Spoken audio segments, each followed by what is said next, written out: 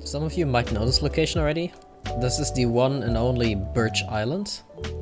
This is Old Guy's and DrJanCyan's base of operations, basically. So there's a JX67 design pumpkin farm, melon and pumpkin as you can see. There's a slime farm here as well. So much birch here. Yeah. Yeah, as you might have guessed, there's a lot of birch here. It's the epitome of DrJanCyan. So this is the Birch Island Guardian Farm. It's using a Trident Killer in every one of the 25 spawn spots. Yeah, this is the FK area. Pretty straightforward. Let's go to the double iron farms real quick. So these are Old Guy designed iron farms and also built by him. As you can see, they're made out of birch. Very fabulous. So you might be able to figure out what this is from the banners. Okay, yeah, so this is a raid farm, obviously. Yeah, so there's a bunch of shulker loaders down here. The storage is a bit janky, mostly because of the hopper bug. Hopper bug in raid farms is a big problem. This is a stacked raid farm by Yodalf. I believe it was one of the first of its kind to be built on survival servers. Maybe it was even the first stacked raid farm to be built on a survival server, but I'm not really quite sure about that, so I'm not gonna claim that, for Bedrock Edition anyway. And so the way it works is that we have several villages really close to each other. In this case there's 21 villages. Those would all in tandem spawn mobs up in here. That would get split into 2 Trident Killers. 21,000 emeralds per hour. Those were the raids, but the thing is that it's broken now. There's about 5 different raid farm bugs in the game right now. It is a very interesting raid farm. No doubt there's better ones, even if this one was working. And there's a bunch of issues with it too. But it still looks very cool. And I suppose in a way it's some sort of a gem of the server, because it's one of our earliest builds and one of our most impressive despite that.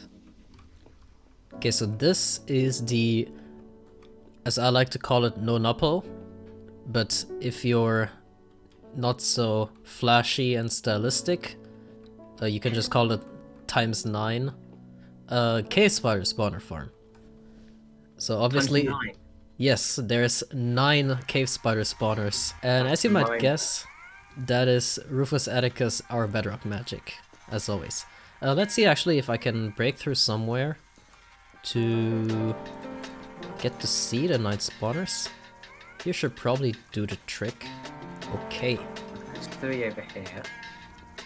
Yeah. 3 2 down there. Yep. So that's already 5 within like 20 blocks of each other. Oh, you can. Yeah, you can.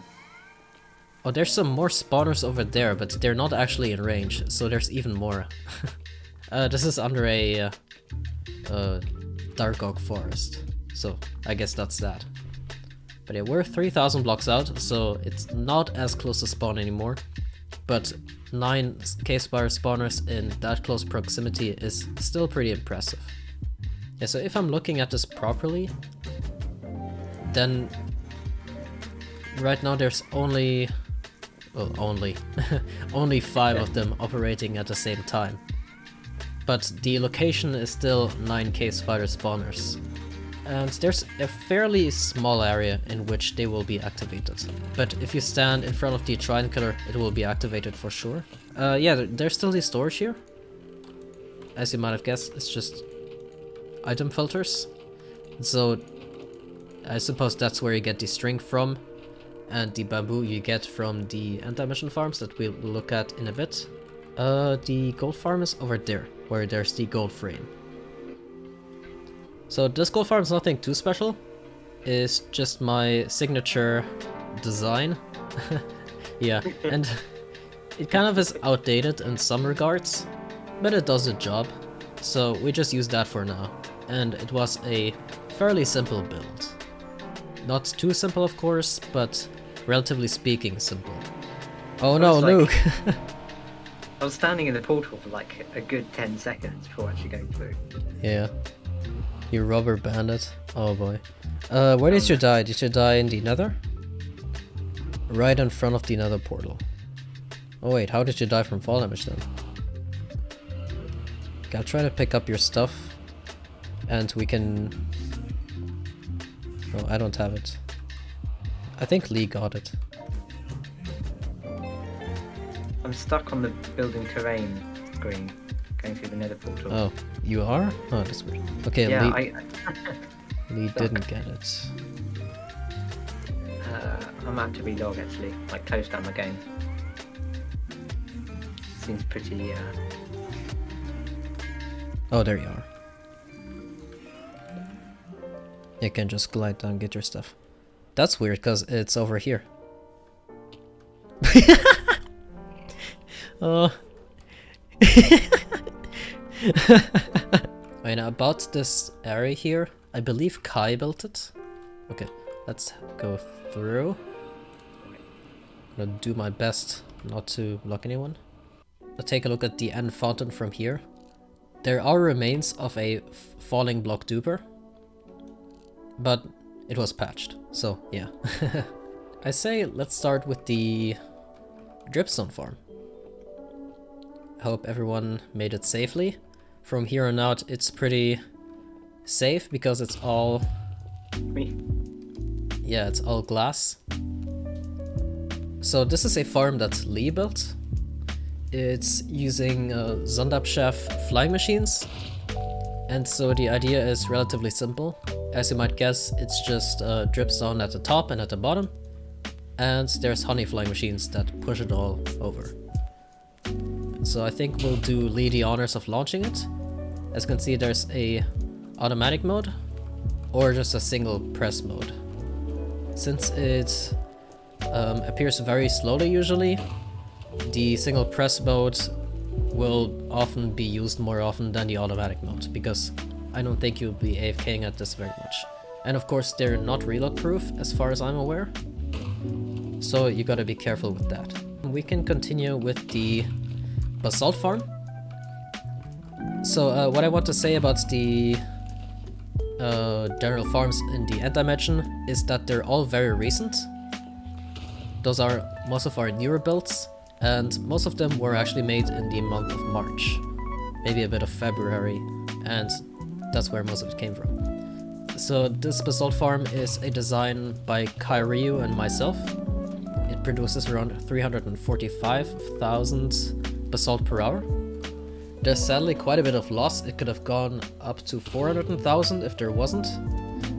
And we could have gone with a other approach as well, but we went with a classic approach for now. Usually it should run above 20 TPS. I'm not sure if it will right now. I saw the TPS dropping earlier. By the way, those shulker loaders are from Kai. Okay, that should be okay. Oh yeah, the TPS is definitely dropping. Anyhow, the reason why this wither is called RAM eater is because it eats RAM due to a memory leak bug that occurs from moving blocks. And if you're taking a look at the layout of the basalt farm, there is quite a lot of moving blocks. So yeah, this accumulates a lot of RAM, or rather leaks a lot of RAM, sadly. I'm gonna turn it off because, yeah. No need for a lot of basalt actually. Next up, we have a Simtic wool farm here.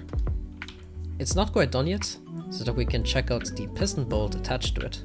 So there's a little Simtic hub here for the toggle, but that doesn't matter too much for now, because we're just gonna head over to the piston bolt. Yeah, so this is a 30 blocks per second piston bolt. Oh god, it looks like I press a direction key. We have a selector panel here. It's pretty simple. What this does, it just that it locks all hoppers that are not of the color of the sheep that we're farming the wool from.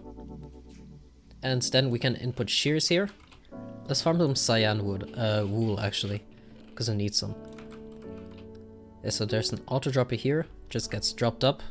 And because the red coder, or rather the selection panel with the red coder only unlocks the cyan sheep hopper, it will head there. So that should be there. Let's all head back. I'm going to head back with the super flashy piston bolt. And if you're not aware how Simtic farms work, they mostly work on having stuff outside of your simulation range.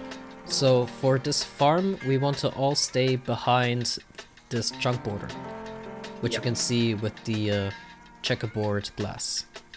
Well, I'm not sure why it's not blinking, but that's okay, we can just turn it off. The idea, the blinking is just so that we know when the shear durability is expired, but that's okay. We should be able to see... Oh, actually we don't.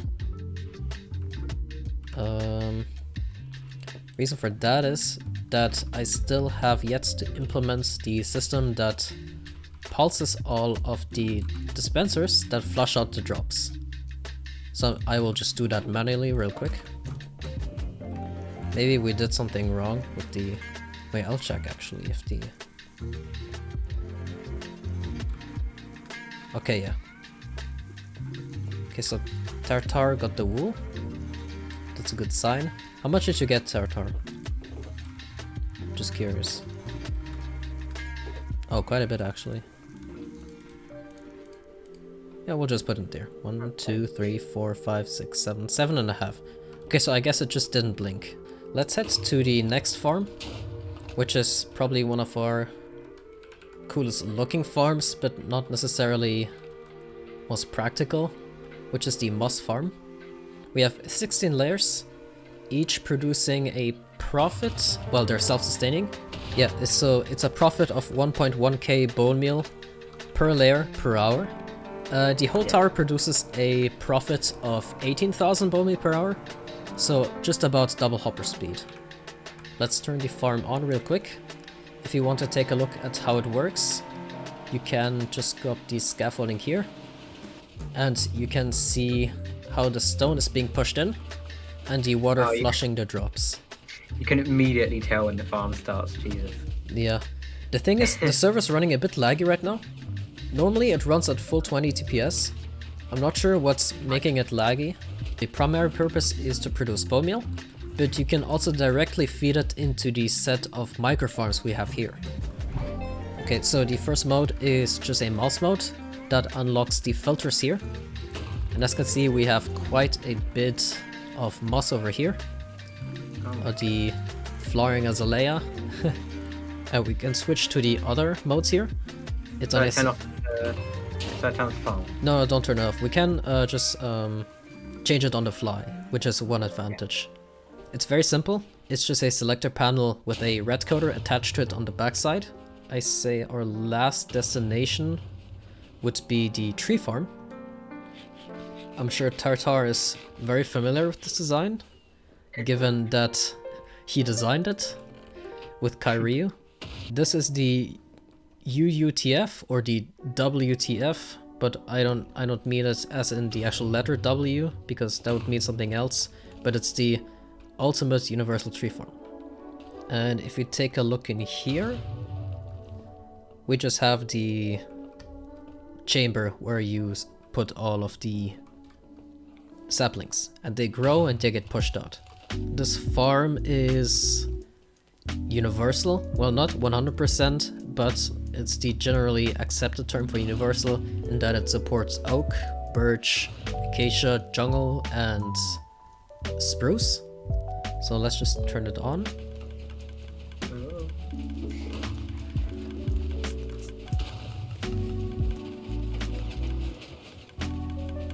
Interesting. I never actually operated the acacia mode. Yeah, so the operation would just be standing there and holding down right click. And if we take a look here, all of the logs end up in the storage. It always takes a while before the logs you're actually farming end up in the storage, because there's a whole backlog of logs here. I'm not funny. Maybe Lee, do you know if we miss anything? I don't think we did. We intentionally skipped the fortress farm. We intentionally skipped the slime farm location because it is really far away. So if we got everything, which I think we did, then maybe it's time to say goodbye because my voice is getting very, very sore. Okay. And so, yeah, I would like to thank all of you that stuck around, which would be all four of you. Be Luke, Void, Tartar, and Lee. That was the Xploit tour. We missed some stuff because we're limited in time, but you got a rough idea, I suppose. I'll just sign it off here. See ya!